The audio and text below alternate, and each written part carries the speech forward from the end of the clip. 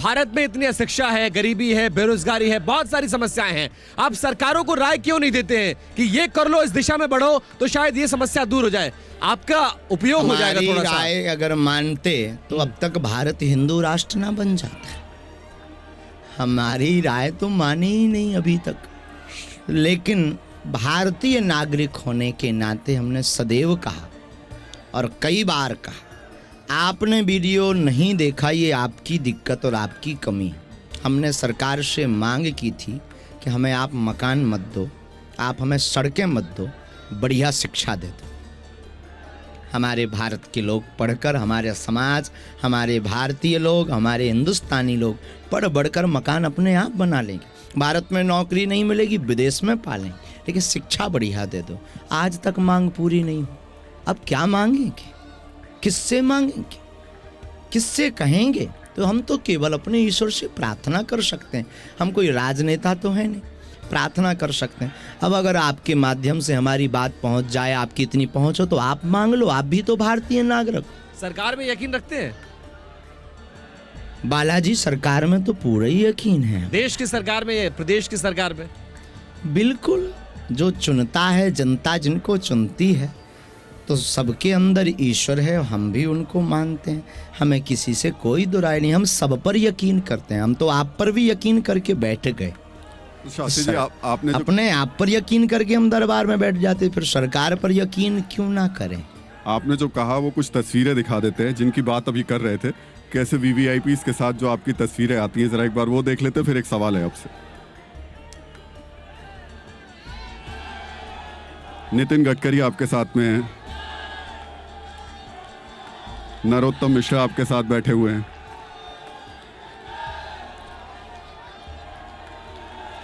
देवेंद्र फडणवीस जी बैठे हुए हैं। कल हमारे यहाँ हनुमान जी को मानने वाले कमलनाथ जी भी आए, सपा के भी लोग जुड़े, जितनी भारत में पार्टियां हैं वो भी आते हैं। सभी पार्टी के लोग बागेश्वर बालाजी के दर्शन करने आते हैं। कोई क्या दिक्कत है साहब? उससे क्या समस्या है? आते हैं तो आने दो ना। गुरु के पास नहीं आएंगे तो किसके पास आएंगे? गुरु से ही तो सद्बुद्धि आती है। बालाजी के चरणों में नहीं आएंगे तो क्या मैं खाने में जाएं? कहाँ जाएं? बालाजी के पास अगर आ रहे हैं तो ये लोग बेचारे क्या गुनाह कर रहे हैं? सब अगर बालाजी के पास आ रहे हैं तो किसी को दिक्कत क्यों है? क्यों समस्या है? अगर वो अपनी सनातन धर्म की हिंदू आस्था के अनुसार सबको निजी आस्था का अधिकार है, उनको भी तो अधिकार है आने का। उन्हें किसने रोक रखा है? और क्यों उन पर टिप्पणियां कमेंट करेंगे? और किनको जलन है? जिनको जलन वो आए, झंझट खत्म। आपको तो सब पसंद करते हैं, हम लेकिन भी सबको पसंद करते हैं। राहुल गांधी को पसंद करते हैं या नरेंद्र मोदी को पसंद करते हैं? इस भारत का प्रत्येक नागरिक हमारा है। शास्त्री जी, जो हमने कहा था, अब चलते हुए एक बार थोड़ा नीचे चलेंगे, लेकिन सवाल मेरा चलते चलते आपसे एक है। इधर से चलेंगे शास्त्री जी, सवाल चलते चलते आपके से है। आपने जब बागेश्वर धाम की वेबसाइट खोलते हैं तो उसमें एक श्री लक्ष्मी यंत्र आता है निकल करके। श्री लक्ष्मी यंत्र यानी लोगों को अमीर बनाने वाला यंत्र। ऐसा तो हमने नहीं कहा। उसमें देखा, और श्री यंत्रम हमारी निजी व्यवस्था नहीं, ब्राह्मण आचार्य जो धाम की कमेटी है जी, समिति है एक, जो व्यवस्था बनाती है, तो वो समिति की व्यवस्था है।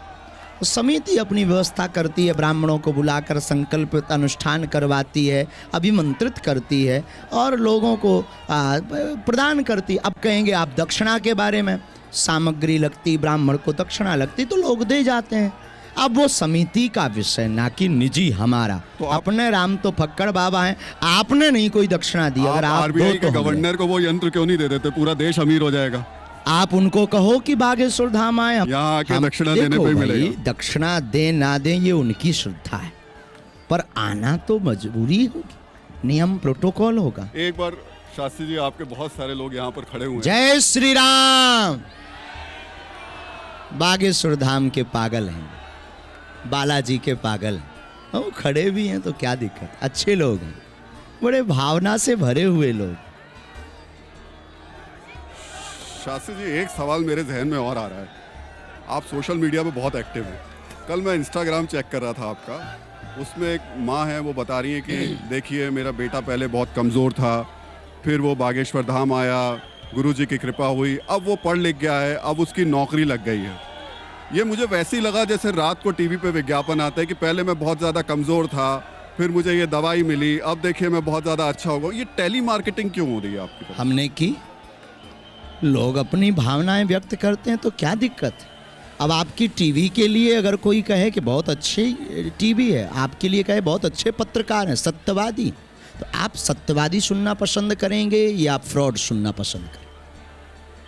आप जो होंगे वही सुनना पसंद करेंगे। तो बागेश्वर धाम जो है वो लोग बोलते हैं।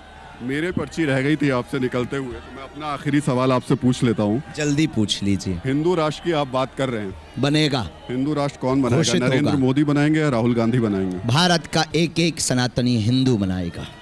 तब तक आपकी ये मुहिम जारी रहेगी? बालाजी से प्रार्थना जारी रहेगी और हम झुकेंगे नहीं, रुकेंगे नहीं। सनातन के लिए और भारत के संतों के सम्मान के लिए हमारे कल प्राण जाते हों, आज चले जाएं, लेकिन हम डिगने वाले नहीं हैं। भारत हिंदू राष्ट्र था, है और घोषित होकर रहेगा। राम राज्य आएगा। चलते चलते जो लोग आपको यहाँ देख रहे हैं और अब टीवी पे देख रहे होंगे, क्या कहेंगे उन्हें? बहुत बहुत साधुवाद। फिर वही पुरानी बात है, तुम सब साथ दो, हम सब मिलकर हिंदू राष्ट्र देंगे। धन्यवाद। तो बाबा बागेश्वर के एकमात्र जो इस वक्त मिशन है वो है हिंदू राष्ट्र का। बहुत बहुत धन्यवाद शास्त्री जी।